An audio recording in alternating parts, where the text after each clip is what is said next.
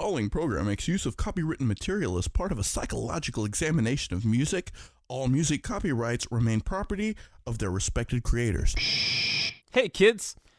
Before we go into our sweet, sexy sponsors that are paying for this gig, I got some house cleaning that I want to do real quick. We got an offer that we want to toss out to you guys. It's the Christmas season. I'm feeling a little bit holly jolly. So what we're going to do is, for this next episode that's coming out today, I want you to like, share, and comment on our Facebook page. It's really easy to find, Conversationalists Podcast, okay? Take this episode, like, share, and comment, okay? Now, to make sure that you're listening to me, whenever you like, share, and comment, I want you to comment the special word. You ready for it? Rainbow. You listen to the show, you'll get where that's coming from. Anyways, if you do all of that, we will put your name in a little bucket, and we will pull from that bucket, and if we get your name, we will give you a free t-shirt. All you gotta do, like, share, and comment. Remember, comment the special word. Anyways, on to our sponsors. Today's show is brought to you by 12th Street Bar. We talk a lot about this place. I like this place. I get a good drink there. I get a Long Island, I get a Jameson, I get anything I want at this place. What's coming up soon though? December 9th, Hammer Party. Our BFFs are going to be playing with Den Mother, okay? I like Hammer Party for various reasons. And it's not because they got a really sexy bass player and a really sexy drummer and a really sexy lead singer guitar player. It's not because their lyrics are so mesmerizing. I'm going to read off some of their lyrics real quick. Bang, bang, bang, bang, bang, bang, bang, bang, bang. Poetry.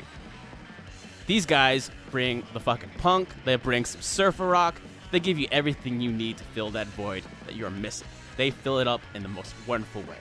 And the thing about Den Mother is I've never heard of these guys, but the cool thing about 12th Street is they are bringing in acts all the time. Perfect opportunity to discover new music. I love these guys. Anyways, also coming up, December 16th, we're going to say farewell to our good friends, the Gypsy Davies. These guys have been playing music since forever. Oh my god, these guys have been playing music since before I was even fucking born.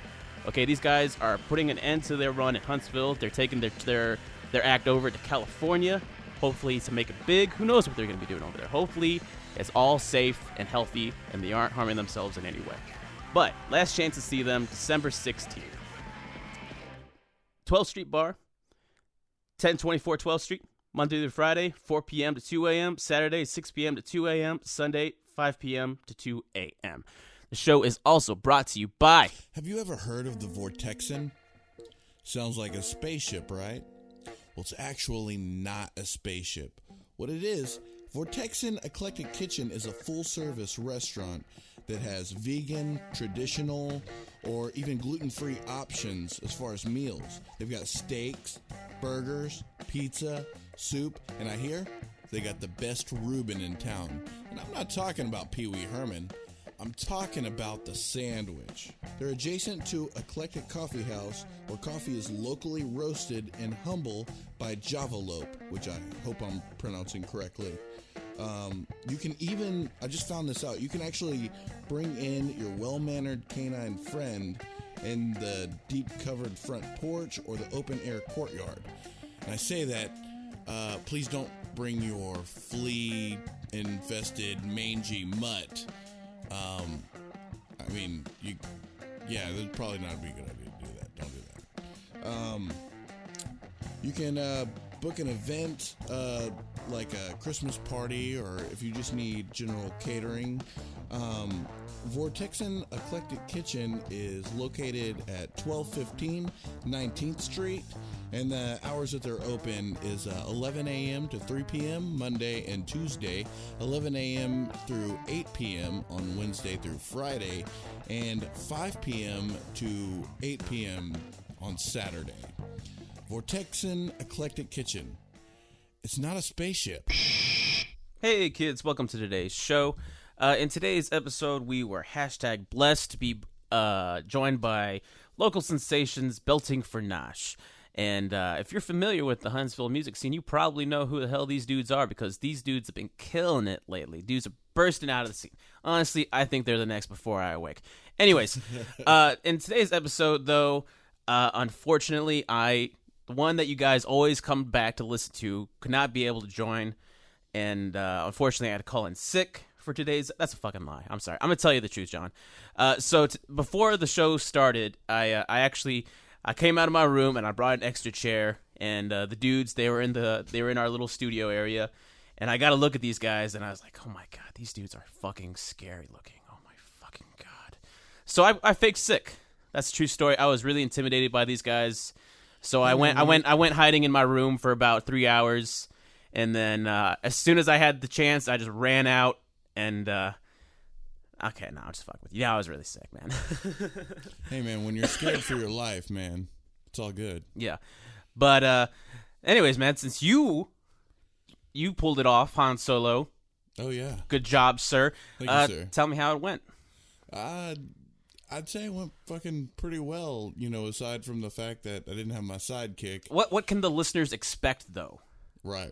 What can they expect? No, I'm asking you. What can they expect from today's episode? They can expect... a little bit of punk rock, man. They got to play for us at the end, so that's pretty awesome. Mm-hmm. Working on their new EP, which is pretty fucking exciting. Definitely, man. These guys are active. Every now and then, you always hear that there's going to be a show or open mic night or over at 12th Street. These guys, 9 times out of 10, they're playing up there.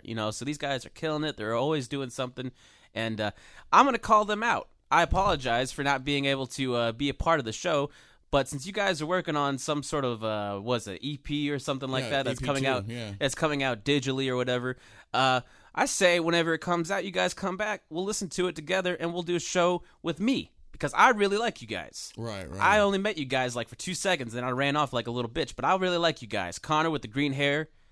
Jake with the as you were calling him a diva, Jake the diva. Mad respect for you guys, and then whatever the fuck the quiet guy's name was. Mad respect to you guys. No doubt. So definitely come back. We'll do an appropriate conversationalist show with you guys, and it'll be real fun. Anyways, until that day, Johnny, take us there, baby. Actually, first, before we go ahead and take it there, I do want to give a quick shout out to Sofa King Podcast. They've got a pretty fucking badass podcast which talks about different concepts. They kind of do like we do with showcase specials, but like for like general like conspiracy theories and different other things like that. So I'm going to go ahead and take you there. Welcome to the Conversationalists. Let's talk music.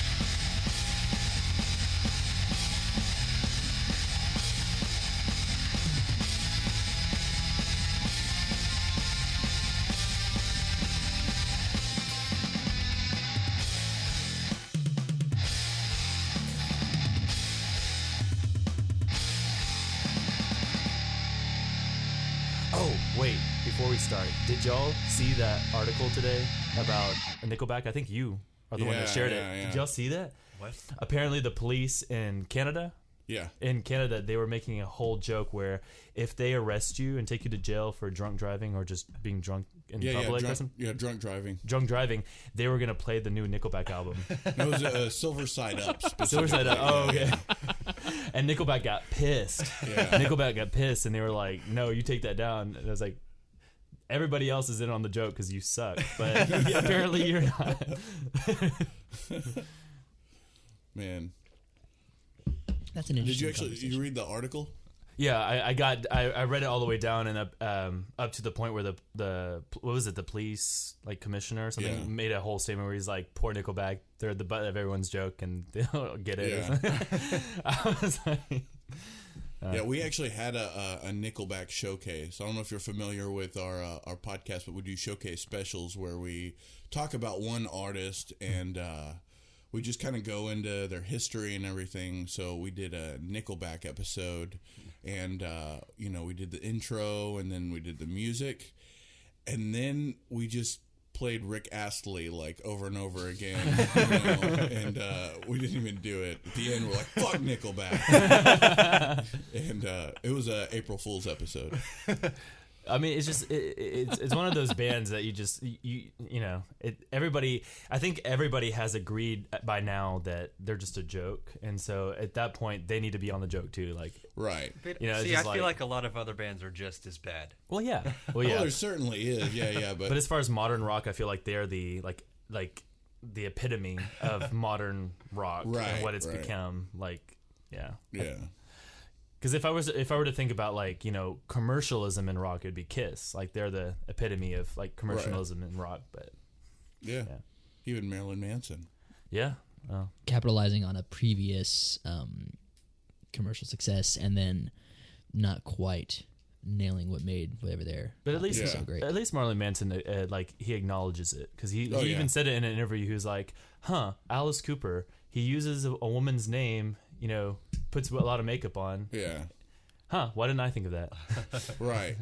At least he acknowledges it. Jake, if you could say his name one more time. Don't you dare. Don't you dare. Marilyn Manson. Sorry. And, I keep saying Marlon. And what about something in French? What about Mrs. Monroe? I think of a big fish right now. And what about Mrs. Monroe? No, I say a fish in a dress. I always say Marlon Monroe, but it's Marilyn Monroe. Sorry. It's Marilyn Monroe. You frog. Anyway, now say the Wayans brother. The Wayans brother? Yeah. Marilyn Wayans. Marilyn. I don't know what's happening. Marilyn Wayans. We're going backwards. We're going backwards. All right, go. So who are you guys? Well, we are Belting for Nosh. We are an original. What the hell are we? We're a band. We're a band. Okay, we're an original band from Huntsville, Texas. I just like, what the hell are we? I don't even know. An outfit, trio. A band works. Band work. Yeah. A bunch of punks in a house being unruly. But yeah, I mean, what would we consider ourselves? Punk? Indie? Acoustic, rock? Indie, punk, jazz. I don't know. It gens. No. So in the least amount of words. Yeah. Like, what would you describe your genre, your group that only your band can fit in? Oh, balls. I guess because we're not folk in any way of the terms, but we do take a lot of influence. You do actually. Like I've noticed in in some of your songs, it kind of takes me back to like, and I'm not trying to demean what you guys are doing. I'm just saying, it reminds me of like old school Tenacious D. You know what I mean? Like that sort of folk rock.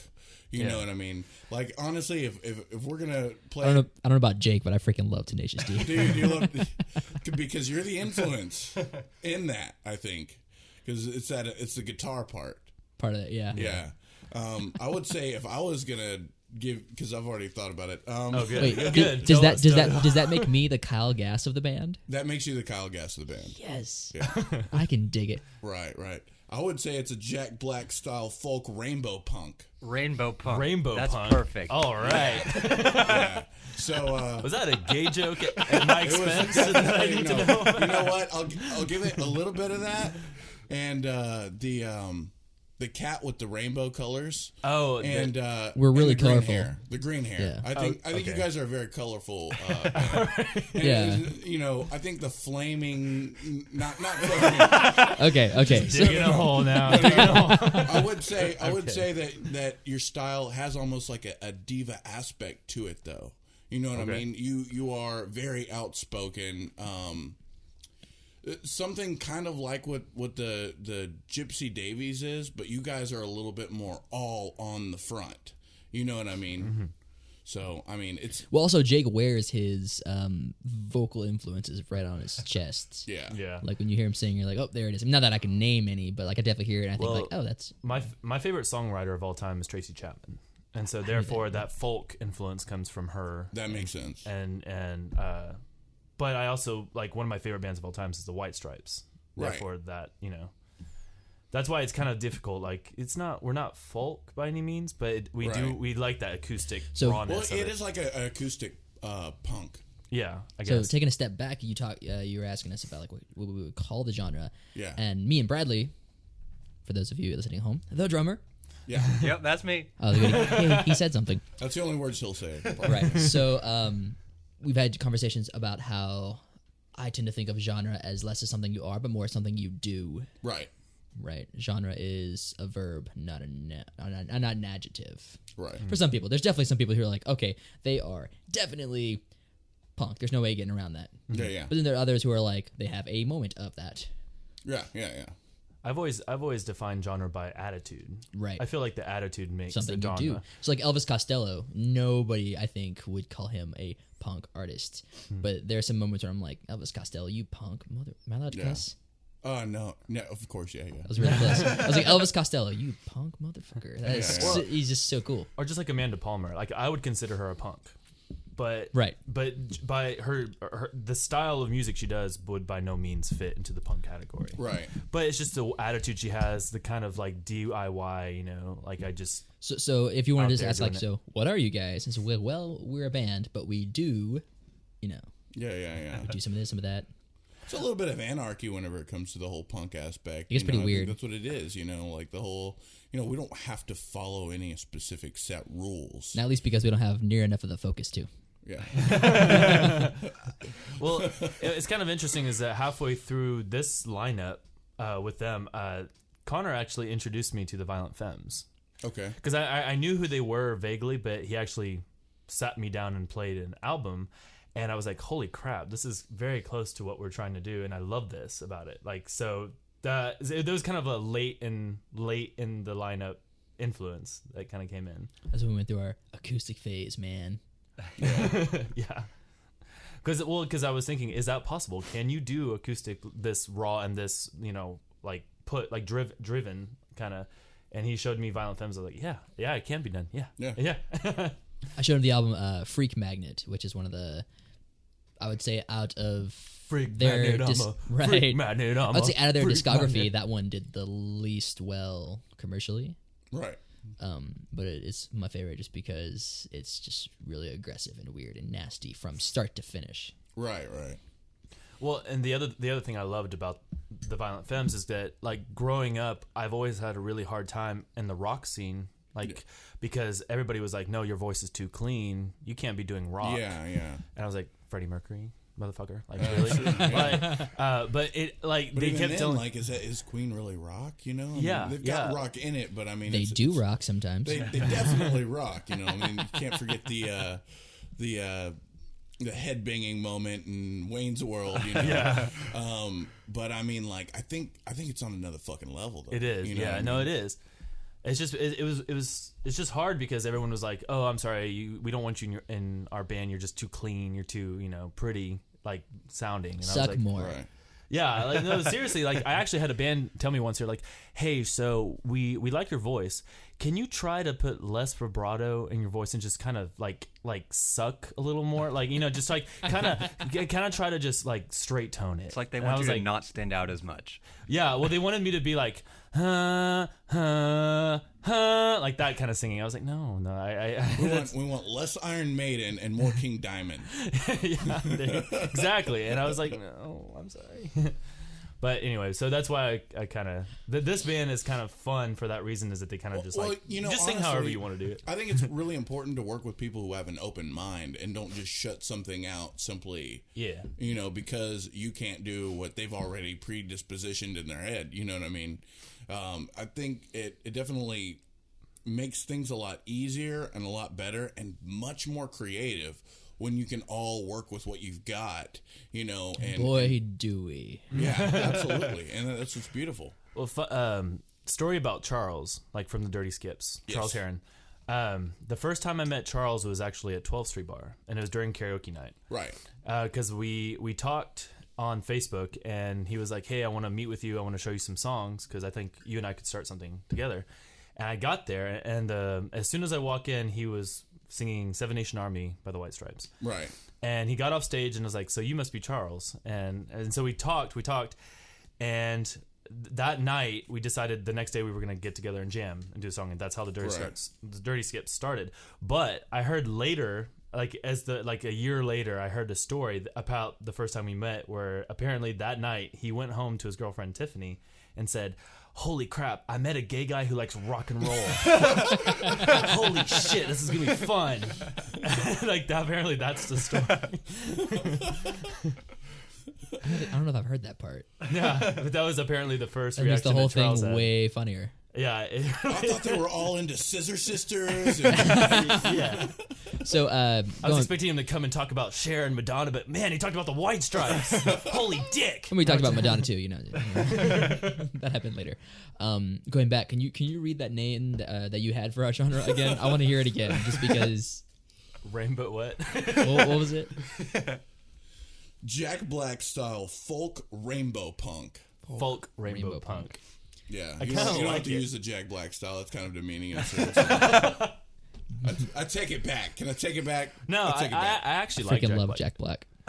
Do you know who Liam Lynch is? Yes. Yeah. Not very well. Well, no, but he's the one who directed Pick of Truth. Like Right. Pick of Destiny. Yeah. Pick of Destiny. I'm sorry. Yeah, I'm whatever.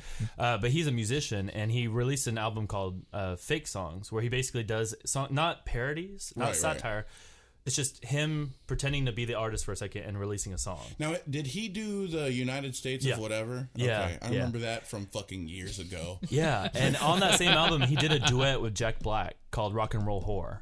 Oh, that's cool. And man, Jack Black's voice in it is just fantastic, like Yeah, fantastic. So Jack Black is cool as hell, and not to mention his cover of Marvin Gaye's "Let's Get It On" and High Fidelity, yeah. the movie. Man, that was cool. That's a fun movie. Yeah, it was a fun movie. It's one of my favorites. Yeah. Anyway, So sorry. for the listeners who don't know, this is Jake Bevel. With, Yes. he does the vocals, and you do acoustic guitar acoustic as guitar. well. Yeah. Right. And we've got Connor, last name Morgan, like the rum. Morgan. Yes, I knew it was Morgan. It's all right. He plays guitar, and we've got Bradley. Yep, that's me. I'm the percussionist. Doesn't have a last name. And It's just Bradley. just plays the drums. I am the only Bradley. The only Well, Bradley. but more specifically, he doesn't play drums. He plays cajon, djembe, and ride. I mean, that's kind of drums. It is, but I mean, They it's are drums. more specific. I'm the percussionist. Yeah. Because he hits pretty much anything. Yeah. Like, I don't know, here's a old carton of cigarettes. Make a sick beat. Let's see. Yeah, that's pretty sick. You just got coffee everywhere, man. and- Beats everything. His wife. No, I'm just kidding. Oh, damn. All right, guys. Can I tell a drummer joke? No. Yeah, go ahead. Yes, Go ahead. okay. So, sorry, Bradley. How do you know when there's a drummer at your front door? The knock is uneven. They don't know when to come in. All right, man. Rapid spitfire. You do your cheesiest jokes as fast as you can. Okay, so why couldn't the pirate take his child to go see the movie? Because it was rated R. Wait, what's a pirate's favorite letter? R. No, it'd be the C. What are the 10 letters of the pirate alphabet? I, R, and the 7 C's. Nice. What did the pirate say on his 80th birthday? I'm matey. Ah. What's the difference between a pirate and a pimp? What they mean when they say yo ho. Pirate walks into a bar with a steering wheel attached to his belt, right? Bartender says, "What's that for?" He goes, "Arr, it be driving me nuts." Okay, one more. that one. One more. Okay, I'll do one more pirate joke. So pirate walks into a bar, and the bartender notices he's got a peg leg, hook for a hand, an eye patch. Bartender walks up to the guy and he goes, "How'd you get the peg leg? That's what happened?" He goes, "Well, I was fighting a shark and it bit it off and I got a peg leg." Bartender says, "Wow, it's amazing. Here, have a drink." Pirate says, "Thank you." He goes, "How'd you get the hook for a hand?"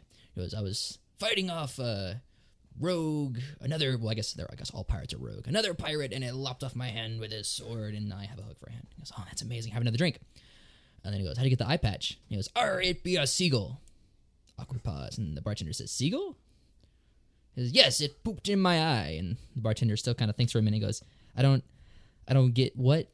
It pooped in your eye?" And the pirate goes, "Well, I wasn't quite used to the hook just yet."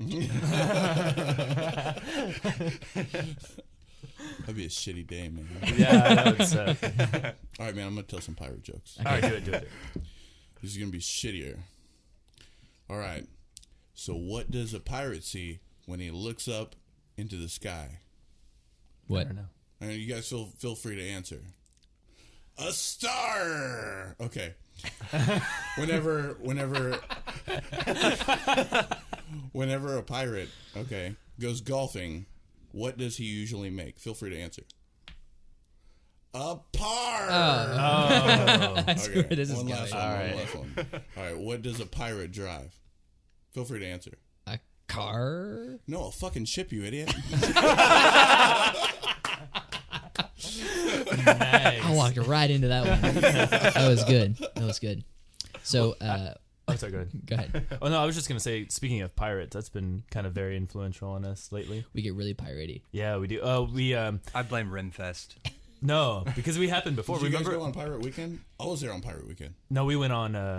What weekend did we go? I don't remember We were there because we got so piratey. No, we went the first weekend. Oh, you Opening did? weekend. Yeah, we went that for was, opening that weekend. was- It was pretty damn piratey.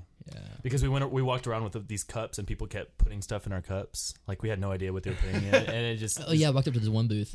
Start tripping on acid. And I had and Mine. these mugs that my wife had made they're particularly cool, right? They're all very ornate and very cool looking. And so walked into this one booth, and everyone who works there, of course, is pretty crafty because they make all these cool crafty stuff. And so they see this and like, oh, that's really cool. And then I figured if I just go, yeah, and yet unfortunately it's empty, just kind of do like that, and then 9 out of 10 times they'd be like, oh, I gotcha, and they just like produce a bottle out of somewhere, and boom, just I'm like, oh cool, what is this? And this one chick is like, amaretto. I'm like, oh, all right, cool. Yeah, we're drinking straight So amaretto. she like poured a bunch of amaretto into a cup. I'm like, that's still pretty piratey, I suppose.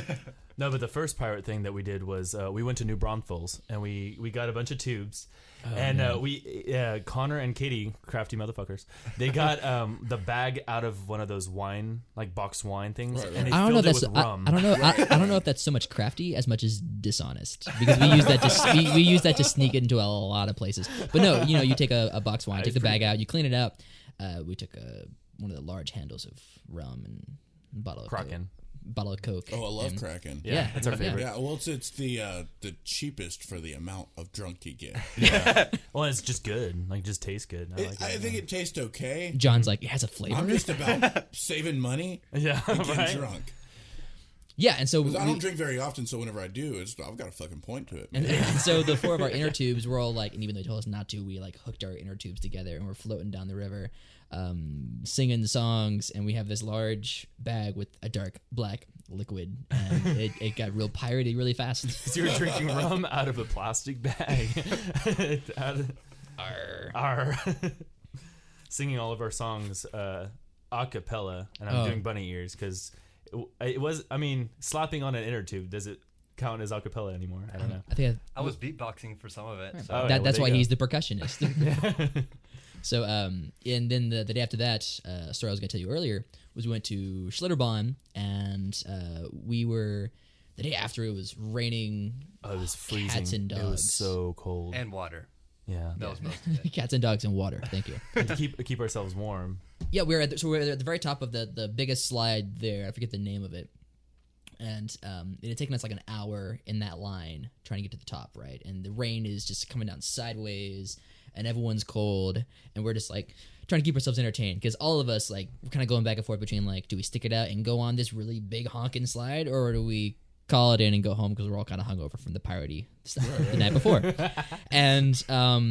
And so I started just going E E G E G E G A A E E G E G E G F F E E G E G E G H E E and I'm too young to bear. E E Disdain and that's me. E Like a powder G keg now. E E Well, I don't give a shit. E This is the path I've chosen. E E It's too late to doubt it. E All other options D are frozen. E E G E G E G A A E E G E G E G. So we do that for about. We get like majority of the way through the song. You didn't have to kill it, man. We'll get to one part in the song, and we'll show you the video later. It's pretty silly.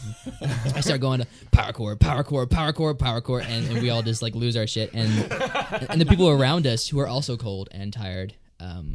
Some people think it's funny, of course, but a lot of other people are like, "Why?" Like, on top of everything else. Yeah. It's like not only is it raining and it's cold, but I'm stuck to a bunch of losers. I kept us warm. That's what matters. Oh, and then the worst part is we're like 3 people from the front, and they shut it down because of lightning. After like an hour and a half of That's waiting the in line. worst thing in the world, man. I've never seen a park clear out so freaking fast. Because at that point, everyone was so, and the people working there kept saying like, you can wait, you can stay in line if you want to, but we can't do any more rides till it's over. You can wait for like an hour or 30 minutes and see if the storm clears. Nobody did. At that point, everyone was so cold and tired. pissed, yeah. We just like, Damn. we're out. Have you guys heard of Houston Open Air? Yes. Yeah. Okay, that was an awesome show. It had so many fucking great bands. Okay, me and my lady had some tickets to go to the fucking show for the second day. We're gonna catch awesome bands like fucking Deftones. Oh, cool. Cool. Seven Dust, I believe was. Oh. No, you know what? Seven Dust was the day before. Just a shitload of bands. Ghost, Oh, Ghost BC? Ghost BC, fucking. Just a lot of bands. We actually Right, did a yeah. 3.5 hour long podcast just talking about all the bands that were going to be there. And we fucking get there and we see an old band that like had their prime like 10 years ago, setting up, and we were excited to see them. And fucking they had to cancel. They did the evacuation and just everybody had to leave. I didn't catch like one good band. Dang. Like, so Oh, man. it was a pain in the ass, it's one of those things like, what if, like they should have all their gear ready for that, and you could always pose a question, yeah, but like what if one of the members, got like struck by lightning, and I'd be like, well, that's Pretty rock and roll. certainly a show I'd like to see. I would not miss that. The closest I ever came to getting electrocuted. So this is fun. I actually almost got struck by lightning because in high school and first couple of years of college, I played sousaphone for the marching band. Right. And I've never seen a marching band move so fast. But like, I've never seen a sousaphone. it's that large, obnoxious thing that wraps around and goes up top and nothing. No, man. It sounds like a tuba. Right, but one that wraps around you. That's crazy. You've seen it. You probably see it and be I'm like, sure. oh, that's a Yeah, tuba. yeah. Anyway, so that's what I played. It's the tallest instrument on the field, and it's also made out of freaking metal, right? Right. And I've never seen a marching band clear or just even move fast at all because, by that point you're tired. It was already kind of like dark and stormy, and then suddenly the first time we heard thunder, it's like everyone turns around and the brass section is already off the field. It was like, nope, and I was at the front of that crowd like hauling ass towards the band hall. Like, no, I got the tallest thing on this field. I'm out of here. I think it'd be the funniest thing watching you run with that motherfucker on you. I'm holding a motherfucking thunder stick. Get me out of this field. I'm a lightning rod with green hair. I'm out of here. No, I was running pretty fast. I was like, I am so out of here. I'm not gonna get fused to this sousaphone. I don't even like this damn I love instrument. you, but I don't love you that much. Deuces. How did you guys start off as a band? Start off a little Is bit. this lineup or just in general? Just kind of go through the history a little bit. Oh, well, okay. Well, so I was working at the music store a couple years ago, and Jake came in with some flyers looking for a musician to play either bass and or keys and other stuff for his previous band, the Dirty Skips. And Right. he handed me the press package and all that, and I recognized their drummer at the time as my friend Nathan Dornbush. I was like, oh, holy shit, I know that dude. I'll play on your band. Because I didn't know Jake, but I knew that guy. I was like, hey, yeah, I'll do that. And took a few months. We did some auditioning. We talked about it, and then I joined the band. Woo! Awesome. Very exciting, right? As Are You Sure? No, that was the Dirty Skips. That was a dirty That skip. was the Dirty Skips. Wow. Right, and then when that disbanded, we took a few months of a break, and then Jake came back to me and said, hey, I want to do another project. I want to keep doing music. Do you want to join this? And so I played bass for the Dirty Skips. Yeah. And Jake came back to me and said, okay, you want to play guitar this time? I was like, yeah, sure. I remember some of the riffs that Charles, the previous guitar player, had played. And then we started off as just the two of us, acoustic guitars. Is it like, acoustic duo? Right. And then And then we got Brandon and John Patty, and to join as drums and bass. And so we were a full rock band for a while, like a full 4-piece rock band. That's cool. And then they were busy, right? It was at the thing is that they had too much on their plate and they couldn't keep playing. right, it's hard to keep a group together when two of them live in the Houston area. It's just despite even being the fantastic musicians they were, that's just really difficult when they live so far away. Right. So that was getting hard. Yeah. Killed a lot of bands better than us too. So so we weren't too upset about it. We just accepted that that was putting too much strain and it was not fun anymore when that much stress was put on everybody. And we found Bradley here. Yeah. And actually, I think you found him. Where'd you find this guy? We went back to our acoustic duo setting for a while, and we were like, we're gonna keep it this way, like keep 2 acoustic guitars. And then I met Bradley through my husband David. Right? Is that how I met you? Yeah. And he was like, I'm a drummer, but we didn't have a drum set at the time, did we? Right. It was broken. So we were like, okay, so how are we gonna get around this? And it just so happened you had a djembe and we had a ride. And I decided you had a cajon. No, I went to buy a cajon. Oh yeah. And then we were like, love those things, man. Yeah, and it worked so well. We were like, okay, let's keep doing this. And so that's how it developed into this lineup. And that's when we were still straight acoustic. And when we recorded the first EP, it was the first time in months that I had touched my electric guitar. Oh wow! And it worked so well. And then we went back to having amps in our setup. And we thought about getting Bradley back on a full kit. And then we did rehearsal with just the djembe and the cajon and electric instruments. We're like, oh no, it still works. Because we were worried. We were worried that the cajon and the djembe were going to get overpowered by the amp. But no, that cajon and djembe are loud enough on their own. You beat the fuck out of these things, don't you, man? That's what I do.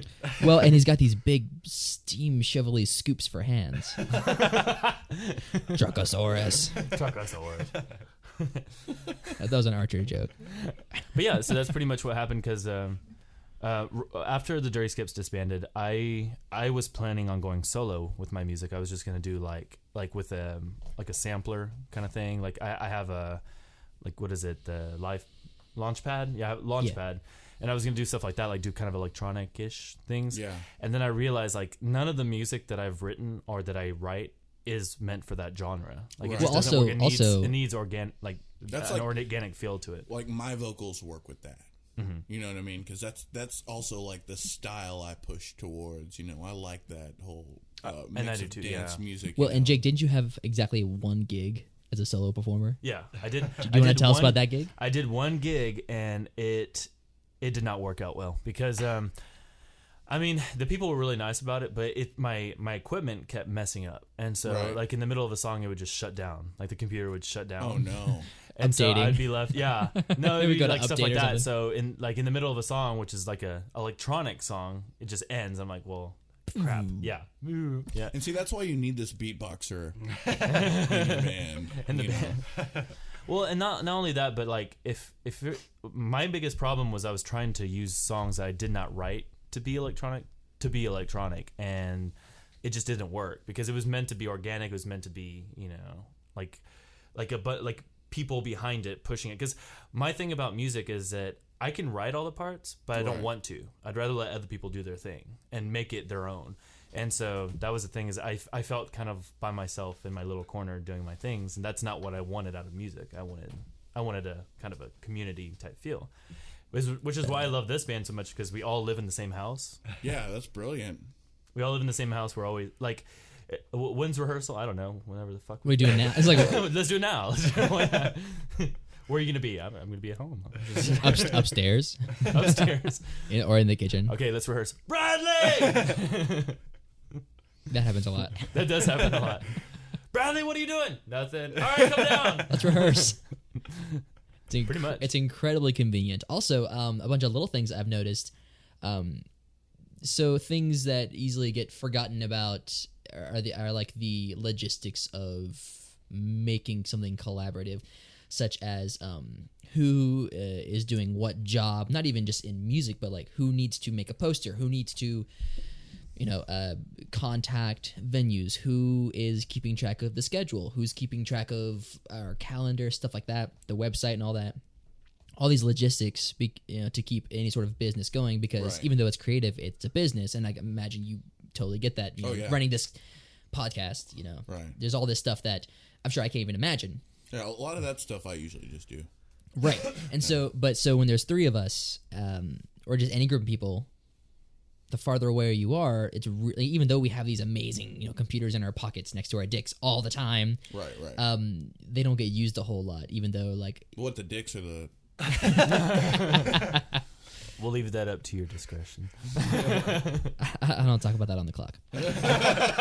No, these cell phones, just technology in general, but because we're humans, it's easy to forget about who is supposed to do what. So all living together, not only is rehearsal really convenient, that's really great, and we can rehearse late into the night and then just pass out in the same room, but also it's really easy to remind each other.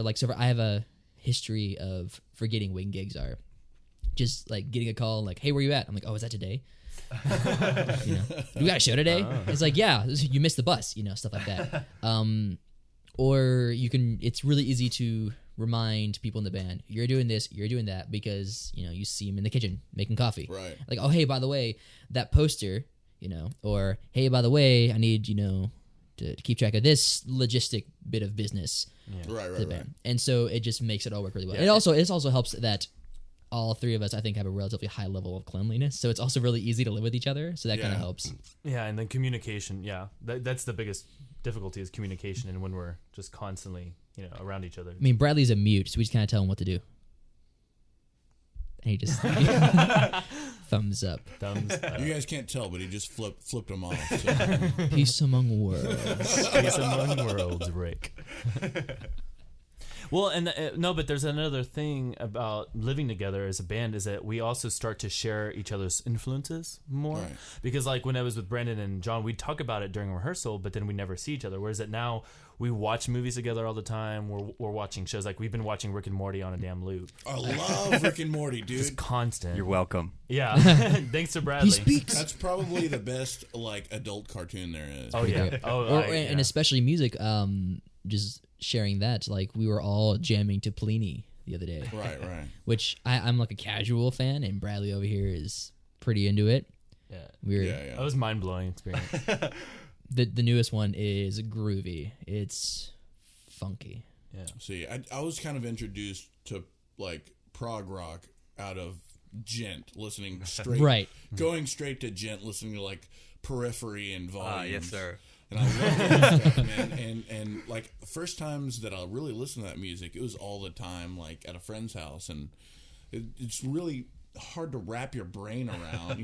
Luckily, you need a guided tour into it. Right. See, I'm not of the jazz world. Yeah. I'm of the metal world. Right. So there are definitely some.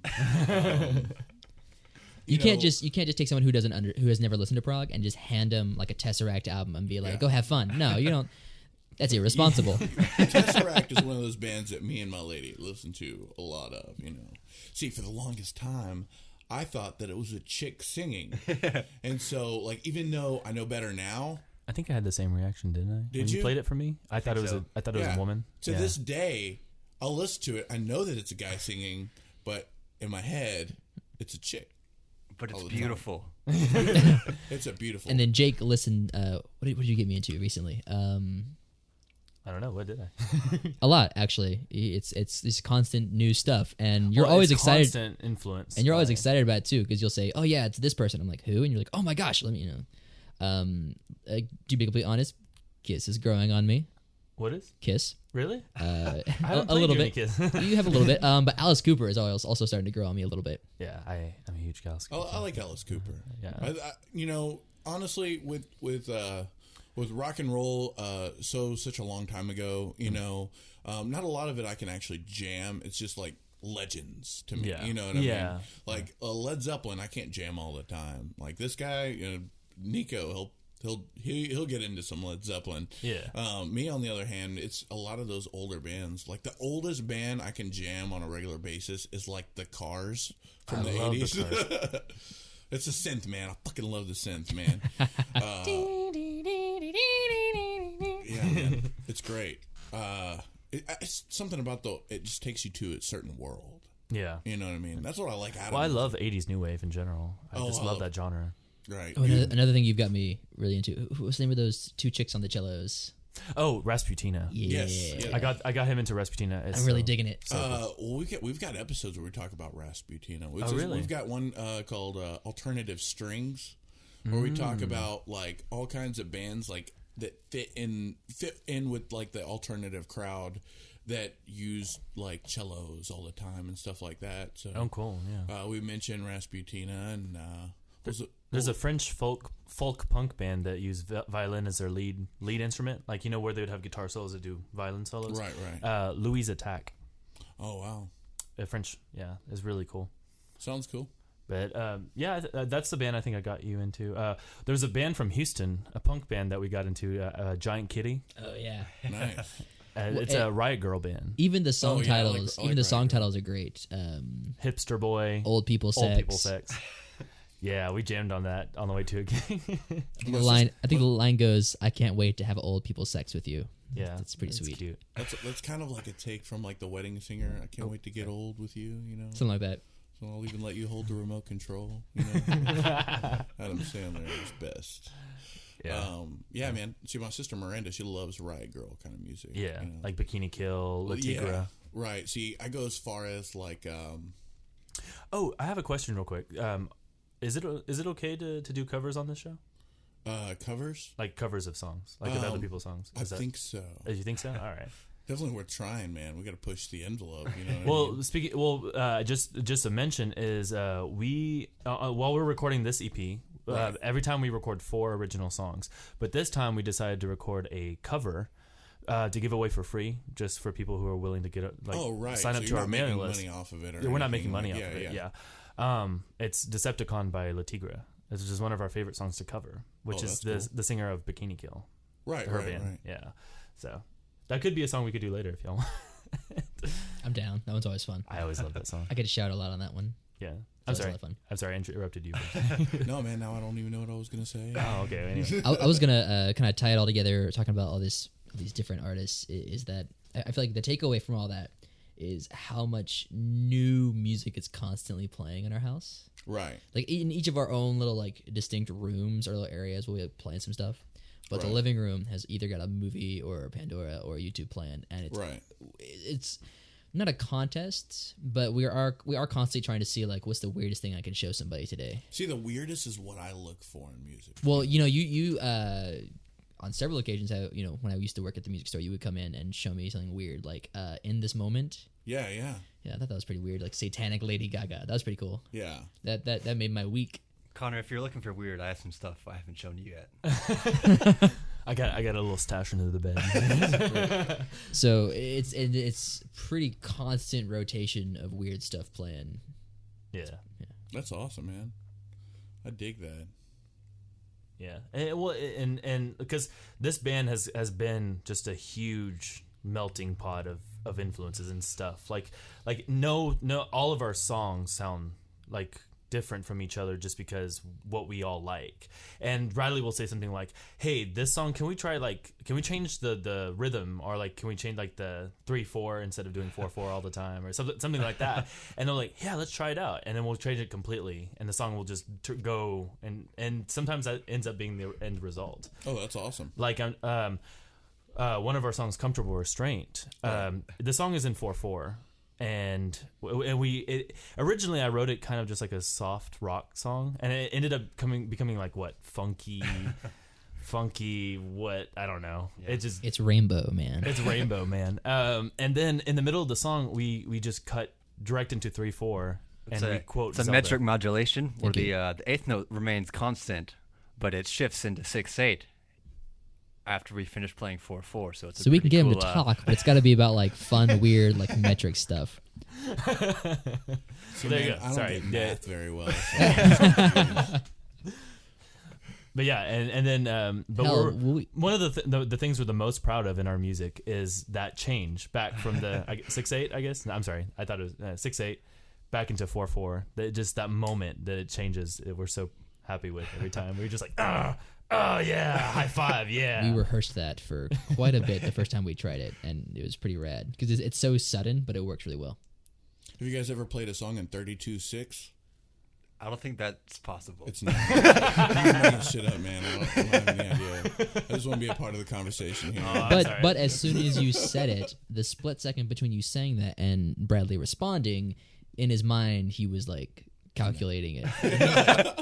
Can I make this work? Can it?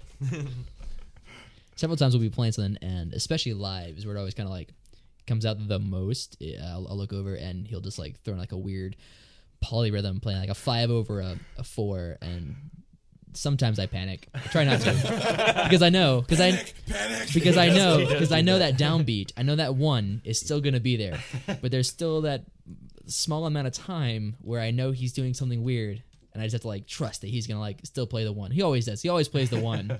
But it still freaks me out sometimes. Like, oh my God, catch me. Is the 1 coming back? I just imagine you like playing guitar with like a worried face, and like a third hand comes with a rag.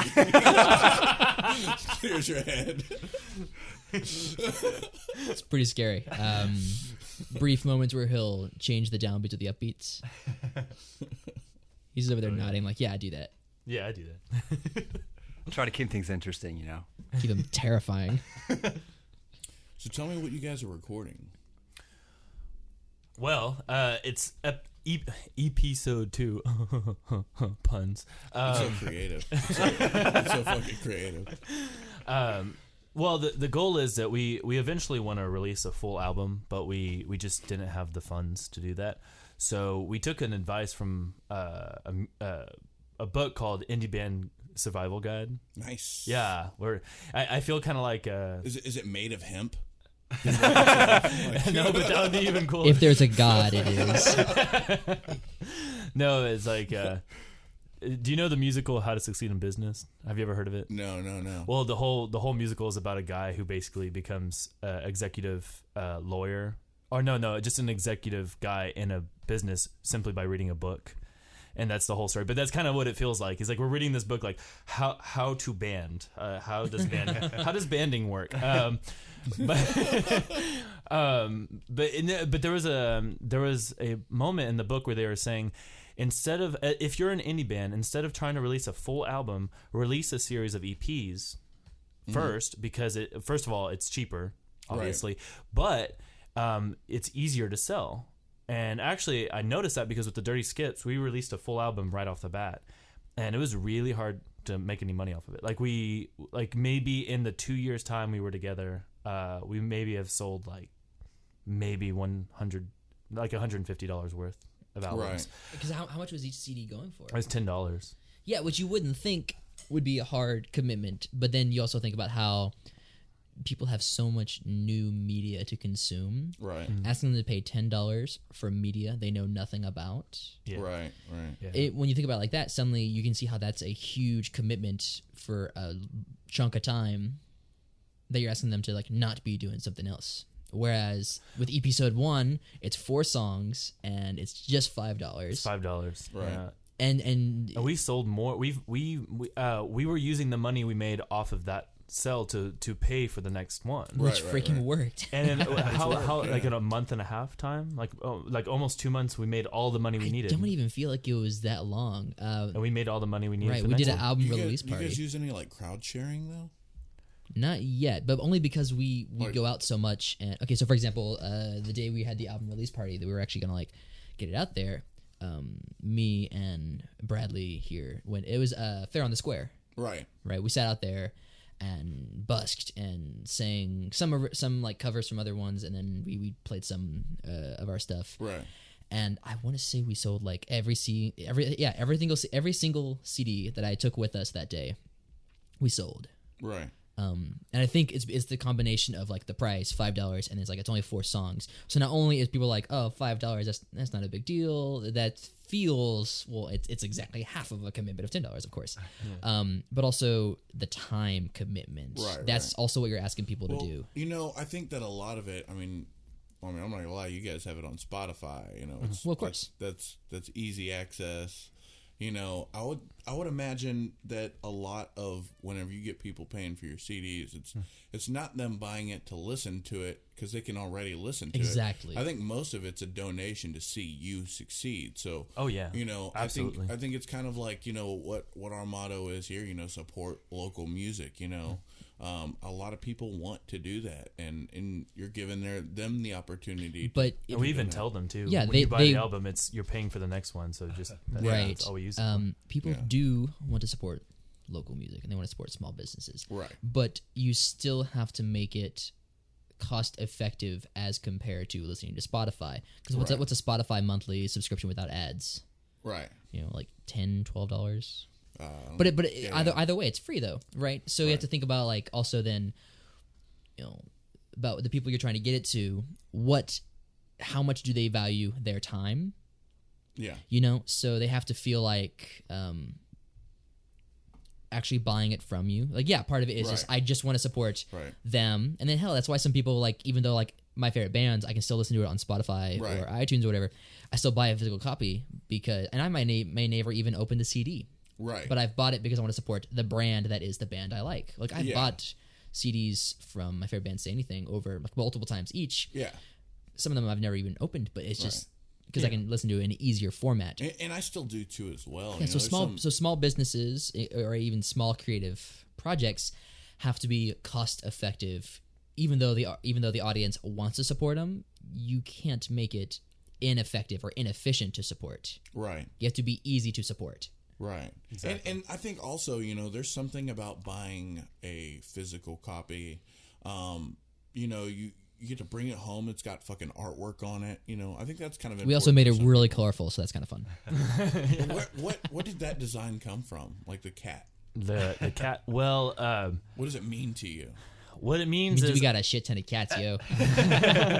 Well, I actually had a picture on my phone of my cat yawning. But in the picture, it has its eyes closed and it's yawning and it's doing this kind of pose where it just looks like it's like screaming at you. It's just what's going like that. And I thought that is the coolest looking cat. That cat looks like it's like about to like scream some like screamo or something. That's sick, yo. Yeah, it's just sick. And I was like, that would be really cool. So I took a picture of the cat. I projected it against a wall. I drew it. Right. Like and then went in and shaded it, and then we added belting for Nosh on top of the eyes, so you can't see what's going on, but you can definitely scream it. And because our original motto, or the name of the album, was going to be "Scream It Like You Mean It." Right. And so we changed it to EPsode 1 just to keep it simple, since we were going to do a series of them, which we are. Yeah. But it was just kind of that idea of belting for Nosh, screaming, because belting for Nosh. Is belting for Nosh. Yeah, singing for food. So somebody made the comment, I think it was Katie, where it's like, and the cat's singing for its food. And I was like, oh, well, I didn't think about that, but okay. Yeah, that works too. Sure. It kind of supports the genre name you came up with, which we're going to find some way to use that. I freaking love that. Rainbow punk. It's very pastiche and just sort of a bunch of random stuff crammed together trying to make it work. And so I feel like even like the look of the actual album itself is like supports that idea. It's an aesthetic, Yeah, even our posters, they almost all have like that great goofy looking face. I want to mention also the painting that your cousin did. Mm-hmm. Okay, you guys gonna use that for anything? That's the cover of the second one. That's awesome because I really dig it. I think it looks great. It does give you a fat face. Yeah, it does. A big round fat face, and I like it. I think just the shapes, of everything that's going on. It's got a good. She made Bradley's hands even bigger, and it's awesome. See, it's just accentuating. What's her name? Amplifying. Alexandra Holmes. She's my cousin. Okay. Yeah, she's very good. Did you see the picture of the shoes she made too? That is what I was going to ask. Who did the shoes? Same. Okay. Same. Now, she did it too. How much did they cost? 75. 75? Yeah. Okay. Well, I'm gonna have to back away from this. Well, originally I was gonna do it for less, but David made a comment like it's an art piece, so we were gonna kind of, if we want to keep them, but if anyone really wants to buy them, we will sell them for that much. But because it's gonna go 25 for the band, 50 for the artist. So right. That's nice though. Those are cool. I really like that painting because actually almost more because of. Little things like my face looks a little bit goofy. Because, no, that's great though. Yes, that's what I'm thinking. What did Katie say? It reminded feel. her of a pelican from what Disney? I think something like that. That was the joke. It was like a pelican. And if Alexandra listens to this, I'm not dogging on her. No, it's an awesome fucking piece though, man. I mean, I think that it kind of captures something that's not quite as physical and more of like a personality kind of thing. It's goofy. It's like I'm saying, kind of like a Picasso feel to it, It's goofy. It's more and it's goofy. Yeah, it's also goofy and goofy. So, is Deadhead Haiku a real haiku? Yeah, Is there a haiku yeah, it to is. I wrote it as I a didn't, I didn't count the vowels or anything. I don't fix problems. I take a trip out of them. That's where I've been. Or Right. that is where I've been. Yeah. I just thought, junkies were sentimental. Or Junkies were, and that's actually a quote. That's a line from us. You're talking about weird music. Nina Hagen, from the 1978 onwards, she was a German opera singer who went punk rock, and she sings a bunch of weird songs about like anti-worlds and the black, to quote one of her lyrics, the black hole of Einstein is a real thing, but without the real roots, it's self-abstracting. Like that's one of her lyrics. I Like have no idea what the fuck that I means. know, but it's just really cool stuff, and it's like weird, like 80s new wave mixed with like operatic screaming, like because Right. she's like an actual like Right. operatic prodigy, And that's Yeah, where yeah. and that's but where she that line comes from. squeals and does some punk cool stuff, and it's just great. And that line comes from one of her songs called Smack Jack, and at the end of the song she goes, "Junkies are sentimental," like just really like creepy and weird. And I think that would be such a great intro to Dead at Aiku. Have you ever heard the operatic singer Vitas? No. Man, it's Wait, some, Vitas, like Vitas? yes. Yeah, no, I have.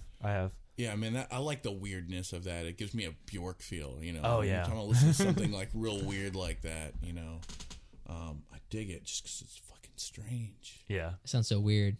It's not even on my radar. Like I'm over here like, what? What? You're gonna learn today. And Cool. Bjork is actually one of my favorite She, singers. she's also I like starting. Bjork. She's also starting to grow on me. Yeah, she's fucking cool. I listened to a podcast the other day about the Bjork stalker. What? She was Oh, yeah. crazy, yeah. Yeah. The Bjorker? No, The Bjork. Bjork stalker, man. the stork. Stjork. Hold on. Come back How to me. many J's are in that? I can do better.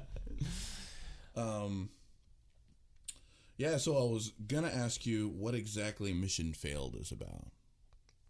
Mission Failed is, I've never considered myself a romantic person at all. I've always been kind of just, I'm down with a person. I like to hang out with them, like to spend Right. time with them. But I've never considered myself like the great romantic. Like, Right. we have to do this all together. And I don't know. It was never part of my lifestyle. And then I met David, and it kind of changed the way I am, because I started to find myself being romantic. Right. I started finding myself like missing him and wanting, all this. And so that's what the whole lyric of "I've fallen through the cracks of my own philosophy. Right. You've turned me into the man I thought I'd never be." It's kind of that idea of like, even though it's completely against who I thought I would be as a person, or who I thought of myself as a person, I've kind of just accepted it now. I absolutely connect with that. I absolutely connect with that because I feel the same way about like my girlfriend, my concepts of like fate.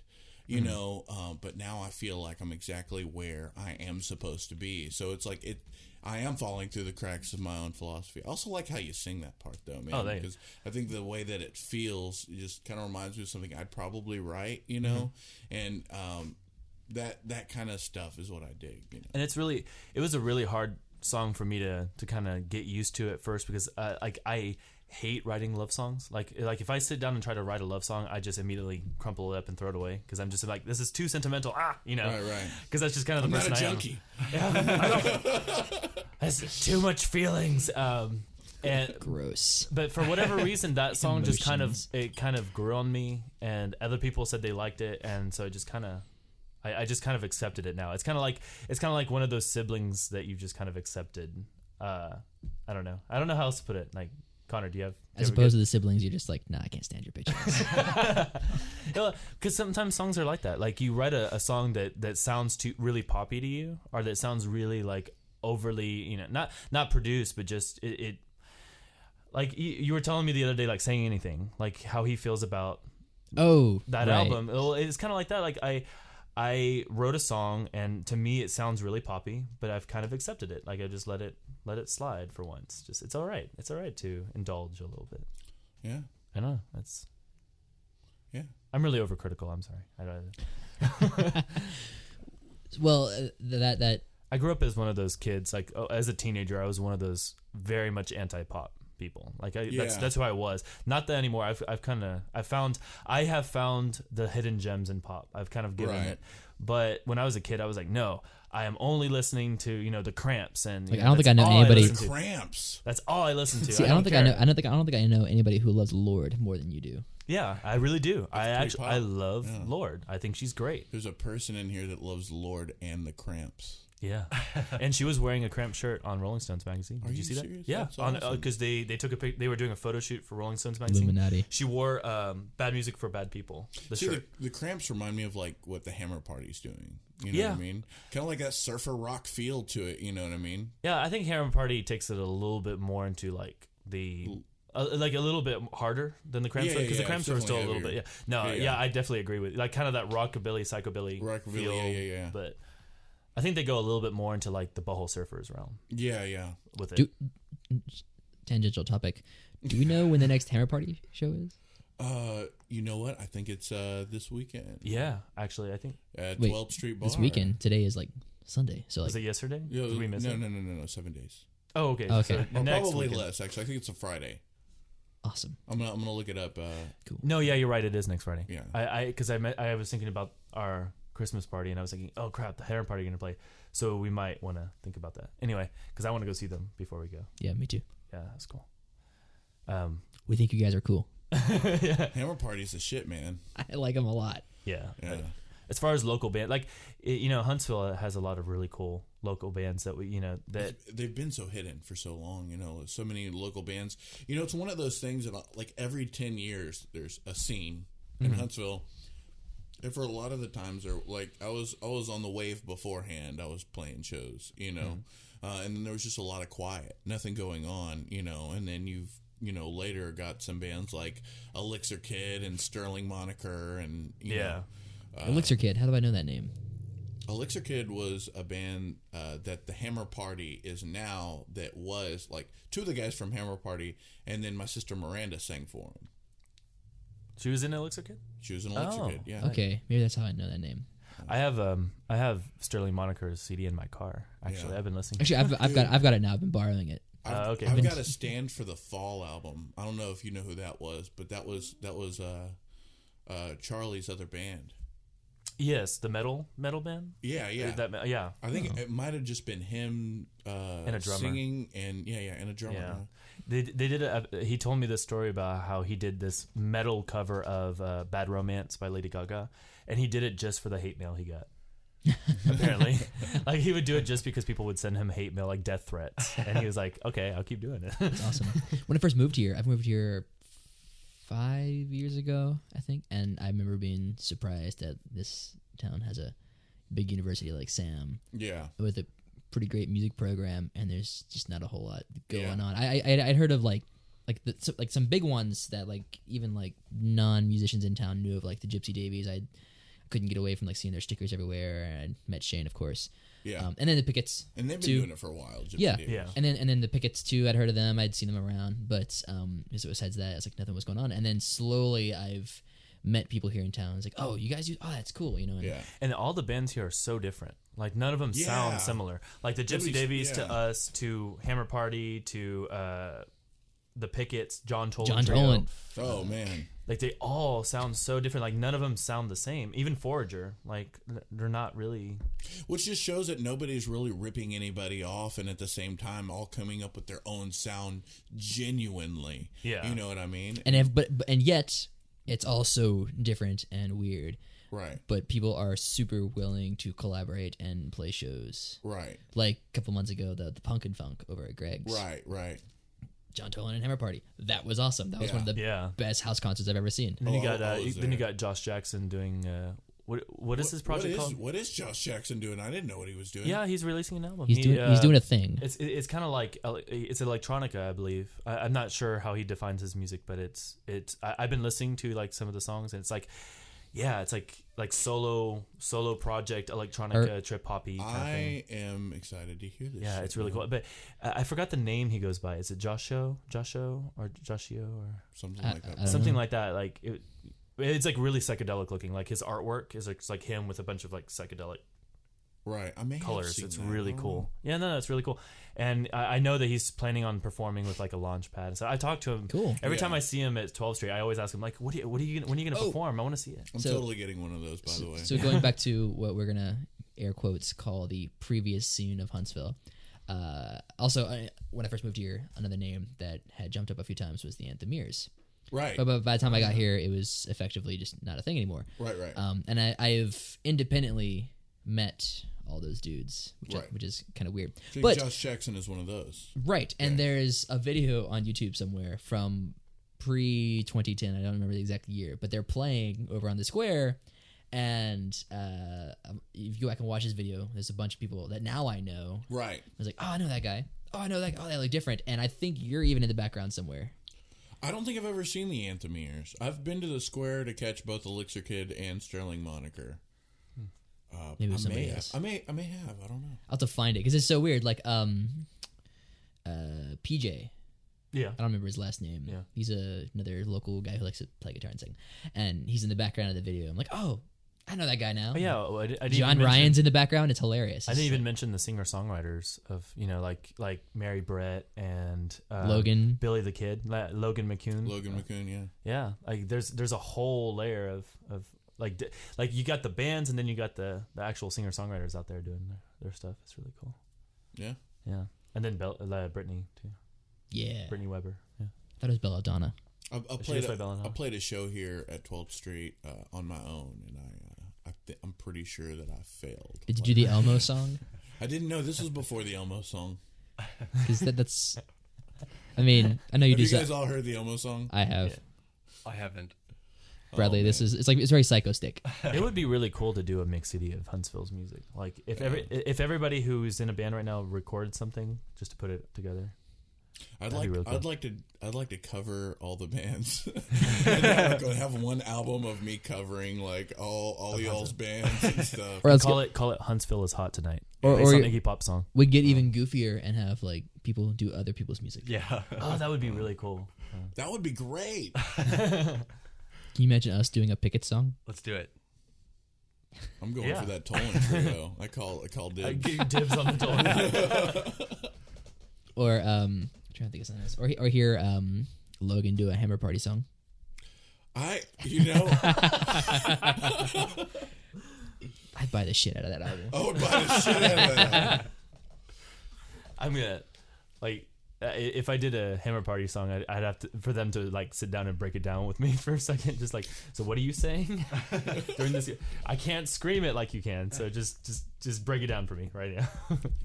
Well, and speaking of Killer Becky's, aren't they?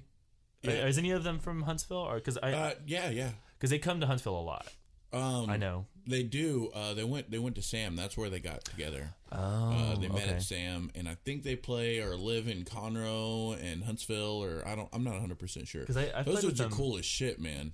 Yeah, I've played They're with them really in cool. Huntsville, but I've also played with them a lot in Houston, so that's why I was wondering. Right. They get out there, Yeah. and they've been playing for a few years. Together. Kirby? Kirby. Kirby and Aaron, and I think there's a newer guy that just got on doing drums. But we've done 2 interviews with them. Cool. Yeah, I really like them. I've played 3 shows with them, I think. 3. Okay. And Scuba Diver. I did 1 show with Scuba Diver. I've just listened to a little bit of Scuba Diver. And of course, we played with Tommy Electric. Oh yeah, Tommy Lee. I'd be remiss. We if completely. I'd be remiss if I didn't. That is really ashamed of me. I'm It's ashamed. They're still the Tommy cavemen to Electra. me. Still the cavemen to me. Yeah. It's hard for me to move on and accept the fact that they're not the same. Probably my favorite show that I've played today, or at least in the top 3, it was pulling the double duty for St. Patrick's Day. That would be cool. I mean, I feel like balls the next day, but like that was one of my favorite experiences. Was playing Tommy Electro and Belting for Nosh. Yeah, because I think What'd you do first? That's the I question. think Tommy Electro. yeah, we I guess then the cavemen opened up. Right. Is that right? Yeah. Is that how it went? Yeah, Yeah, and, yeah. Then, and then who went in the middle? It was like 2 bands between that and Belting for Nosh. I honestly don't remember. I have a poster around here somewhere. Yeah. It was a lot of fun. I opened up, had a little bit of a break to catch my breath, and then went back up for double duty. That was a lot of fun. I didn't. That I would definitely do that again. What I would not do, however, is double duty at 2 different places, in one night you've because done that, with yeah. this current lineup, our first show was at Avant Garden. No, With this lineup, no, it was you were playing. Weren't you playing in Acadia? I was playing Acadia with And then Tommy you- Electric, and then you had to play with I had us to at like Avant Garden, and then I had to run which is across like a Houston. 45-minute drive, like that. Yeah. Right, and I had like 45 minutes to get across town and play with these guys. And Yeah. even though I pulled it off, that was awful. I would not do that again. Yeah, no. But so far, St. Patrick's Day like stands up there. Well, as one since of we're my on the favorite things. since we're on the topic, we're gonna do one last show because we're all moving out of Texas. Well, no, you're not, but we're all moving out of town. I'm effectively first. moving out of Texas. I don't know if Austin really is Texas. Technically, it is. It's a blue dot. But we're doing one last show before we go. We're gonna do it at Acadia on December 15th, which is a Thursday, Yeah. and we're gonna be on the radio. They have Reach Down Radio there. They're gonna be streaming it live. Jake, where are you? Nice. Where are you living? Where are you going? I'm going to California. Going to California. Bradley, San where are you Diego. going? I'm going to live in the jungles of Panama. That's not a joke. He's literally going to do that. There's a song that pops in my head instantly. Yeah, by Chumbawamba. Oh, that song, of course. Yeah, that makes By Van way more Halen. sense. Now I got a different song in my head. No, Oh. see, you of course you were thinking Panama, but in my mind I was thinking like a new theoretical song that hasn't been written yet, Oh, but like by Chumbawamba or something. I don't know. Now I've got tub thumping in my head. is Chumbawamba still around? Probably not. I don't know. I guess it's possible. Everyone's always around on the internet. Wasn't that considered a one-hit wonder? I think it was just tub thumping. I mean, just same with Semisonic had, closing time, Yeah. So Bradley, wonderful- what this means is you have to write a song about going to live in Panama Yeah. and use it for music You therapy. should definitely. Use it in one of your music therapy sessions. I'll do it just for you, Connor. Awesome. Like I don't know what I need therapy for, but I'm sure my wife could think of something. So I guess the band is planning to disband, or No. What's gonna happen is I'm gonna take the band with me to California, and Connor and I are going to basically keep in touch, and we're gonna work everything out online as far as like the logistics of the band. Like We're the going to look. perform shows over Skype. Is Yeah. that the plan? Yeah, Skype that shows. is cool as fuck. Over AIM or something. Are you gonna have a good enough internet connection? Where you're gonna? Does Panama have the internet? Because I'll if it's like find a out. delay, it's gonna. I'm sure parts of them do. But no, so World's first digital band. and so yes, yeah. The extent of my involvement will be I'll help write and record because technology is whatever. That's easy to do over long distances, and then he will probably find somebody else to perform live. Yeah. Well, and it's not going to be for very long. It's only 8 months. So Okay. during that time, and then I'm going to come back to Texas, and hopefully we'll get back and keep going from there. Because we definitely don't. We'll see want if this- Bradley we survives like the it. jungle. Don't catch any exotic jungle diseases. Yeah. So when are you coming back, Rambo? I don't even know. But, If I come back from the exotic. but no, I definitely don't want the band to disband because starting from scratch after the Dirty Skips disbanded was Right. really, really hard. Like it, Right. because you had a momentum going, and then cutting that off and starting from scratch, it just takes so long to get Right. people, So like, I just want to keep it going no matter what. Like whoever takes over and keeps it going, just keep it going. Yeah, yeah. Because we still have so much stuff to release. And get. it's such a great style, It is a little different than anything else I've ever heard of. I really like I don't know if the word is harmonizing, but both of y'all using like the I guess it's lyric Tourette's, where y'all are both just singing with each other in a punk fashion, like that's fucking cool to hear out of an acoustic set, dude. And that leads me to the next question. What the fuck is a Ramalama Ding Dong? Ramalama Ding Dong. That's off of Decepticon, right? Well, it's off of Decepticon, but she is quoting another person from the 40s or 50s. It turtles all the way down, man. Now, what's a Decepticon? Is that like on Doctor Who? Those things that. No, you're thinking of what are those called? Isn't it a transformer? Exterminate. What are those called? That's called a Dalek. Dalek. Yeah. Oh, okay. No, Decepticon is just any type of like. Is it like a robot or no? It's an android that is gone rogue. I don't know about all that. I just know from Transformers, Decepticons Like are the bad guys. iRobot? Huh? Like iRobot? Well, I think that's just a general definition. Decepticon is just okay. a bad, like a bad android or bad, See, I didn't cyborg know that. I'm of just some thinking of sort. like the capital D Decepticon from like Transformers, like just the bad guys. Yeah. Like Megatron and Yeah. shit like that. Oh, yeah, Decepticon. Because Right, they deceive you. It's deception, Decepticon. No. That's probably totally where it came from, and I don't realize. I'm just being stupid here. Yeah, I have no idea. I don't know. But it's she's quoting from a doo-wop. No, not a doo-wop. What do you call it when you're rambling in music? It's scatting, right? Scatting, yeah. Yeah, I think she's quoting somebody else. Because Right. that's from an actual song from the 50s. The who took the bomb from the bomb, who took the ram from the ram, ding dong. Right, Why isn't Mike Harper here to because he knows exactly who that is and where that's from. Mike Harper, call now. Yeah, Mike Harper. Oh, we're not live. That joke doesn't work. Well, when Mike hears this, he'll think it's funny. Yeah, he'll be like, I know exactly what that is, you dumb motherfuckers. It's all right. He could totally put it on the Conversationalist Facebook page. Let us know. Send a fucking YouTube link. He probably even has it on CD somewhere on vinyl, and I'm gonna look like an idiot. His music senses are tingling right now, and he's like digging through a bunch of CDs. Going, I feel like I need to have this Maybe CD. Right now. maybe it's that Blue Moon song. That blue, blue, blue, blue moon. Da da da da. Bomba Yeah. da bomba dam ba dam dam ba dam da dam da. What? I don't know what about Yeah, it's old school 50s. I'll take your word for it. 50s. You're gonna have to, man. 'cause Okay. That's all you got. That's all you got. All right, and very important question. What tracks go on your sex playlist? Oh, that is a very important question. What are the kind of songs that you listen to when you Well, Pliny's definitely going on there now. The newest album. Pliny's that's a good choice. The newest Pliny album. I want to hear this from you, Bradley. You haven't talked enough. So It's funny because this is the one question that I'm not really fit to answer. Bradley is asexual. He just doesn't. So If like you were. asexual metal. What is the perfect track? See, I think for me, the most fitting type of music would be like 70s slap bass. Just like the funkiest, stankiest stuff that you can find. That is a great fucking So answer. a porn soundtrack is what you're saying. Party on, say that you remember.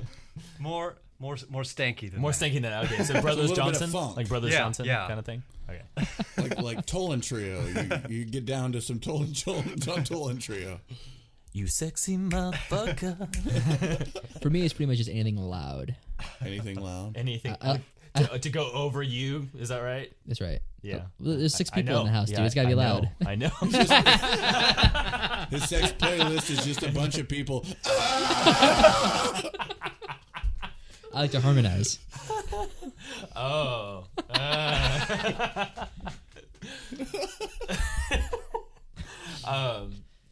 My answer to that question. I guess I'm not playing it loud enough. Yeah, right. Mike Harper always said, if you can't get laid to a Macy Star album, you can't get laid. I don't know if I don't know if that's the music I would listen to, but that's what he said, like "Fade Into You" by Macy Star. Oh yeah. Yeah, that's. I would say That's actually, very depressing and melancholic. Yeah, I know. If that's what I want to bring to the bedroom. for me, it would be more like Portishead. Oh yeah, I would listen to, that's like- also depressing. It is, but it's just like I'm so tired of playing. It's just that kind of like Yeah, slow, it's jazzy. Yeah. It's just, but it still has a beat to it. Just that or Yeah. Peaches, because it's just Peaches. nasty. Oh, Peaches is nasty as shit. I'm pretty sure that she's got a music video on Pornhub. Yeah, sure. I'm 100% A music video certain. on A Pornhub. music video, like I think Rammstein did the same thing as well. Oh yeah. Ugh, this guy's grossing me out. Well, speaking of which, if you ever see the movie Lost Highway by David Lynch, they're actually filming a porno to Rammstein by Rammstein. And so it's pretty, That's so weird. talking about music that you'd fuck to, I mean, there you go. Rammstein by Rammstein. Rammstein. That was actually really good. Man, that's awesome. Du hast mich. I don't feel so good now. I want to go home. No, okay. So the sex playlist question. Have you asked? Is that like a standard question for everyone who comes in? Everybody now. Yeah. That's what I'm gonna use this. It's added to it now. Fantastic. Yeah, I mean, if you want the sex to get really rhythmic, I mean, I would listen to some rockabilly. You know, like some Cramps would be pretty good. You know, like a bad girl should. See, John, you don't know what you've done now because Jake spends a lot of time thinking about this. This is I want this answer. This is It just depends what kind of sex you want. Do you want angry sex? Do you want like sentimental sex? Oh, okay. So that brings up another joke that gets passed around in our house a lot. Whenever Jake, being the film nerd, is like, "Oh, I gotta show you something cool," Bradley's like, "Is it about sex?" Because 9 out of 10 times, it is. Like Dirty Shame by John Waters. Like, let me show you this. Actually, one of my favorite films of all time. Really. Like, here's a crazy music video by some band, and there's fucking in it, you know. 9 times out of 10. Not even by design. And then we brought that up, and he just kind of goes, "Oh, yeah, I guess you're right." That's weird. I don't know. I just like kinky sex and music. I just think it's. I don't even think it's that. I just think just the weirdest stuff you found, just by some like star alignment, just happens to all have like porking in it. Porking in it, yeah. Right. No, that's the way it should be, man. Sucking on my titties like you wanted me, calling me all the time. Is that Peaches? Yeah, it's Peaches. Yeah. Definitely Peaches. Yeah. Fantastic. I think Miranda and I kind of geeked out over Peaches together. Oh, really? I totally did not expect her to like Peaches for whatever reason. I don't know, because her and I we talked about like Siouxsie and the Banshees and like right and Bjork. But when I said Peaches, I liked her reaction. I was like, oh, you're there with me. Okay, good. We can talk about this now. She's got a pretty wide spectrum of things she listens to. I think Miranda and I bonded over sex. Actually, I think that was like our favorite topic of conversation. So Peaches obviously made it into the conversation. Nice. Don't do it. We're making a Tower of Pisa of my cigarettes are in cigarettes. there, man. Yeah. You don't know how much that costs, man. Playing Jenga over here, reverse Jenga. Yeah, man. With this podcast, we shouldn't even talk. We should just play games. Man. Yeah, the whole time. Like charades. I bet that'll go really well. And if the folks at home want to call in a guess. No, but it would actually be really fun to play charades because then you would have somebody's job is to describe what they're doing. Because since you can't see what they're doing, somebody has to describe it, and then that could get really funny. Like, so he's what? I mean, he's pulling. Oh, it's he's pulling his lewd. dick out. It's impolite. Dimitri Martin once said that the worst time to have a heart attack is during a game of charades.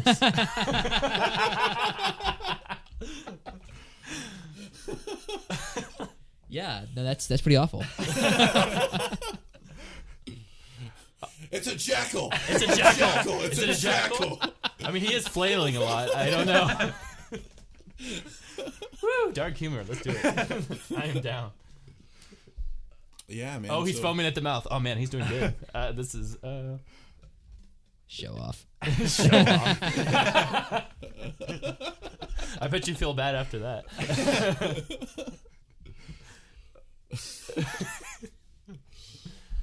So, do you listen to any dark wave or What? Dark wave? Like new wave. Don't know what that is, but it sounds interesting. It's like new wave, But dark, It's yeah. goth, you know. Would Siouxsie and the Banshees be considered dark wave? Yes. Okay. Yes, absolutely. Like The Cure. The Cure is what started it. Okay. You know. You know what's funny about The Cure is that as dark as they were, like my favorite song by them is they're not so dark. It's Why Can't I Be You? Right. I love that song for whatever reason because it is kind of dark if you think about it. Right. But it's not. It's just so happy. Like, why can't I be? You know, a lot of The Cure isn't like, especially a lot of the bigger songs aren't really that dark. It's No. just kind of like how he represents himself on stage. Yeah, just very like, Yeah. kind of like the Smiths. I mean, the Smiths are also Just like the Smiths. They're- I'd put that in that category as well. dark you know? wave. Yeah, Like, I get compared to Morrissey a lot. Not musically, but Right. physically. People keep saying really? like I I don't think it's know the what hair. Morrissey looks like, really. He just kind of has weird hair like I do. I think that's what it is because he has like his hair that kind of goes like You're this. pretty poofy. Yeah, today is really poofy. But no, like a very stylish. When Brillo people pad. compare me to somebody, that's the only person they compare me to. Is like, you remind me of Morrissey. And I'm like, who the fuck is Morrissey? So I looked it up, and I was like, oh, singer of the Smiths. Okay, well, there you go. Uncultured motherfucker over here. But I love the Smiths, but I didn't know that was Morrissey. See, like whenever he sings the part on and This Is Now or Now in How Soon Is Now? How Soon Is Now? He says, "I am the sun and the air." Mm-hmm. Like both of those can go both ways. Yeah. So I wonder what the lyric actually is. When I was listening, when I first heard that song, I was really into like witchcraft. Like when I was going through my teenage witchcraft phase. Right. So I was like I am you the do. sun, I am the air. I'm like, yeah, witchcraft over here, Wiccanism. Right. But I don't know. Good stuff, man. Probably not. I remember my teenage Wiccan phase fondly. So is there anything you guys want to plug on the podcast? Any mentions? You guys have already talked about a show coming up. No, I mean we were talking about the release, so EPsode 2. Again, it's going to be a part of a series, just whenever we can afford it. So, do you feel comfortable sharing the tracks? Like what are you know what the tracks are? Oh yeah. Well, we finished recording it already. Now we're just mastering it across the street with Greg Pickett, which by the way, mention. There you go. And Greg Pickett and John Toland recorded it for us. You guys literally don't have to move your car whenever y'all go over there. No, yeah. Well, it's gonna have "Calm Before the Storm," which is a song we've done many times. It has "The Comfortable Restraint," which is what we were planning on performing. "Fed Up," and then a song that I've never recorded in any form. So this is actually the first fully original Belting for Nosh song, which is "Bitterness." Nice. And actually, I give credit to Connor and Bradley for this song because we have completely shaped this song. But nice. then again, I only barely wrote the chord progression and the lyrics. So really, you guys completely shaped that song. So that's why it is the first Belting for Nosh original. Even though they've shaped a lot of the music, but I'm just saying. Yeah, we're pretty great. I've released like little demos here and there of some of the songs, but this one I've never done before, so this is exciting. When I was first teaching Bradley a lot of the songs, Jake was out of town, so it was my job to kind of catch him up with a lot of stuff. And there's so much music that Jake has. Like we have a little song book. I want to say it's approaching 30 songs. Right. And so I was trying to teach him as many as possible. And at that point, like I didn't really know the lyrics very well. I know the song titles. So I was trying to relate them to him in certain ways. And so I would be like, bitterness. And he would go, which one is that one? And I think the way I told you, like in your notes. Tasty bass line. Right, tasty bass line, but also it was also they're all tasty. It was like descending E minor pentatonic bass line. You're like, oh yeah, that one.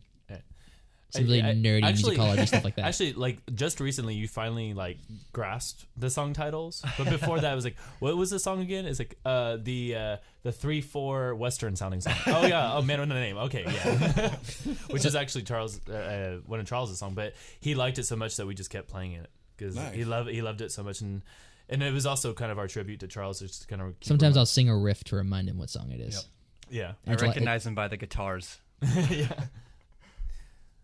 Yeah. Dun dun dun dun dun. Oh yeah, that one. Yeah, that one. Yeah. Was that E na na na? Yeah, right. G A A. E. Yeah, that one. That one. It's a lot of fun.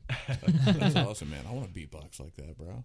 It'd be awesome. Well, that's kind of B flat like C. Coming full circle back to the whole lineup now. Is that's kind of one of our favorite things about it is that it's so mobile. Right. Like we have made ourselves so mobile now, and as opposed to the 4-piece rock band where you got to get all your shit out of your car, you got to get your amp set up. No, we can just show up anywhere with our guitars and his cajon and jump. Whether you want us to or not. Whether you like it or not. There's actually my all-time favorite movie of all time and musical is Hedwig and the Angry Inch. Right. And the way the show starts, the first line that is ever uttered is the backup vocalist saying, "Whether you like it or not, Hedwig," and Hedwig comes out. That is how the show starts, and I think of that all the time about this. Is like, whether you like it or not, Belting for Nosh. So that's straight diva though, Hedwig. Yeah, it's pretty great. It is awesome concept. When it comes to large openings, a lot of people think of me. And see, there it is again. You sex. Sex, yes. Like my favorite musical is about It's about a transsexual punk rock singer from Germany. Fantastic, thank you. Very, very naughty. Yeah, I wasn't sure how to approach that. Thank See, you. I'm not big on musicals, but there are a few that just really like. It's hard to consider Hedwig a musical because they don't break out into song and dance. It's basically watching a band where the singer just monologues. Right. It's like going to see a rock show where the singer just tells you her life story and then they sing a song like a band. Right. So it's kind of hard. It is technically a musical because Right. it's on stage, but no, really, it's just a band thing. Because they performed it when they did the show. They didn't perform it on a theater stage. They went to Right. clubs and performed it. Oh, that's cool. Yeah, so that's my favorite thing of all time. Just the music's so good. That'd be great to I see. really like Grease. And Jake does not. Talking about musicals. Well, I've gone to concerts and I've gone to drag shows, and to combine them would be pretty fucking great. Yeah. Yeah, and no, it is basically watching a drag show where the drag queen sings. Yeah. Yeah, It's that's- basically. So Hairspray. What?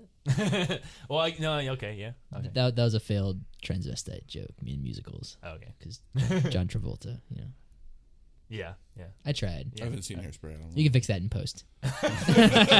Fix it in post. No, dude, I'm way too lazy. Make me sound better. I saw. No, not to leave you hanging. No, there is a. But you know why there's a drag queen in Hairspray is because in the original movie that John Waters made is because Divine was that character.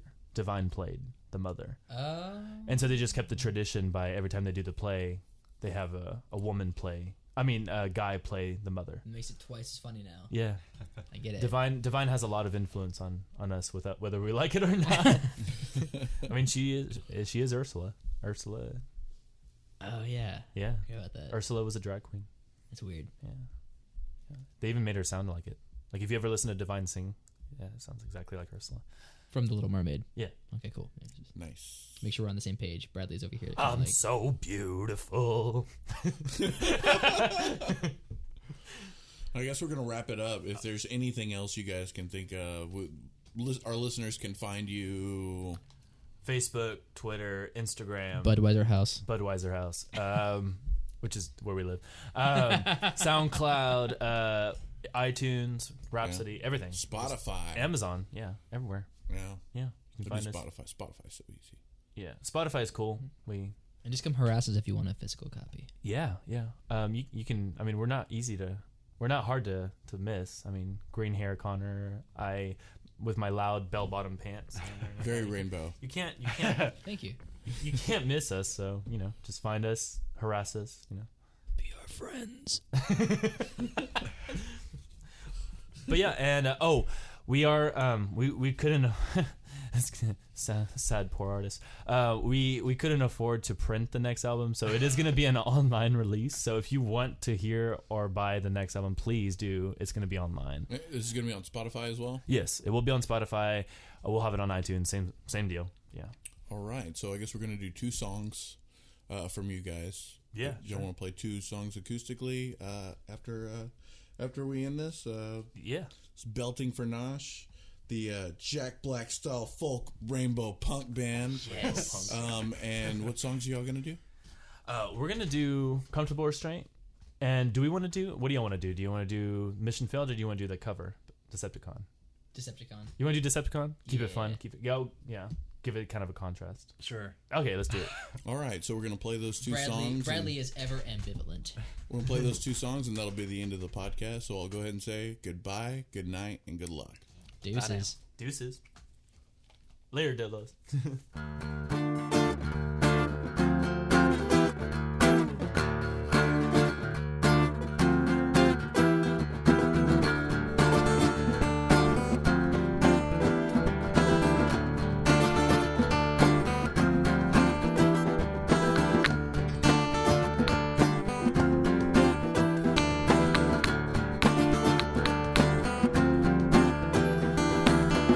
Wasting time the best we can.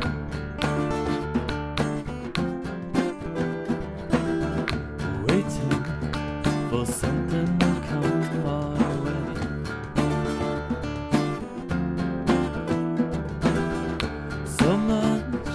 for living day to day.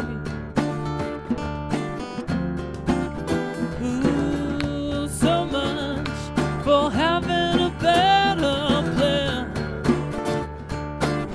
Oh, when I can't stay still, I'm always pacing the floor. I can't take it anymore. I need my feel.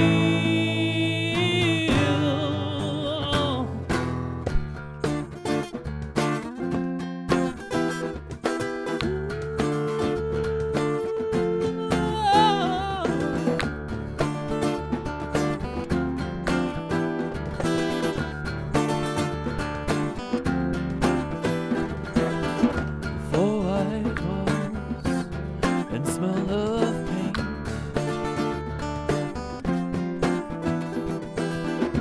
Numb by the noise from the TV.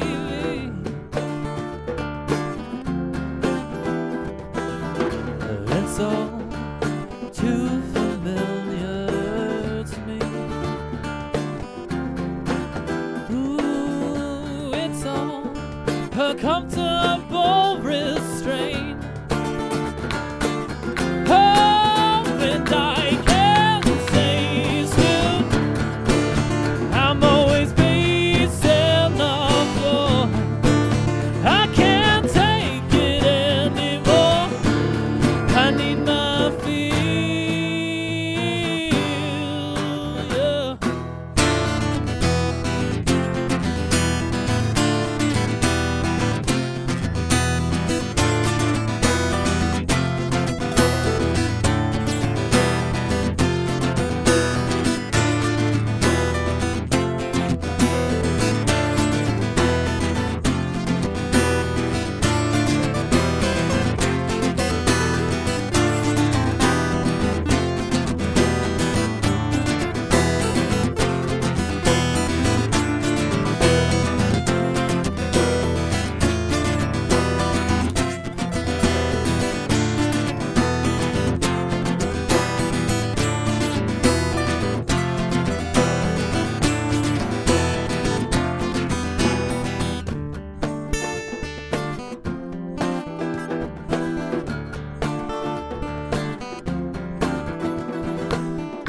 Wasting time the best we can. Who took the bomb?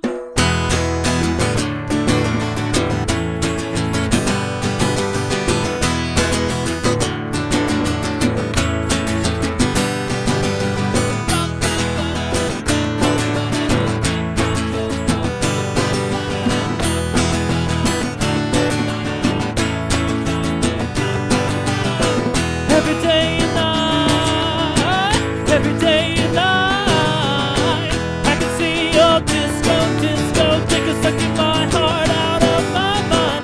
About a fucking time when the gasoline got and I'm gasoline my blood. Wanna disco, wanna see me disco.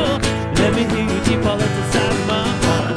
1, 2, 3, 4, you got what you've been asking for with your policy free and your fantasy wheels and everything you think and everything you feel is alright, alright, alright, alright, alright.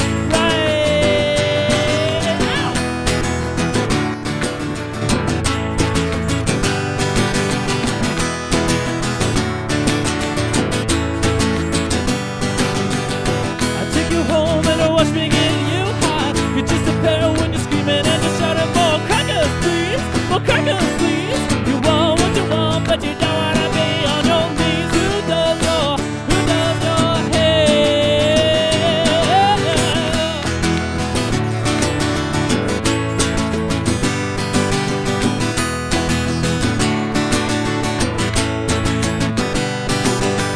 Who took the bomb from the bomb, alarm, alarm? Who took the ram from the ram, ram, ding dong? Who took the bomb from the bomb, alarm, alarm? Who took the ram from the ram, ram, ding dong? How are you? Fine, thank you. How are you? You got a new beneficiary on your face.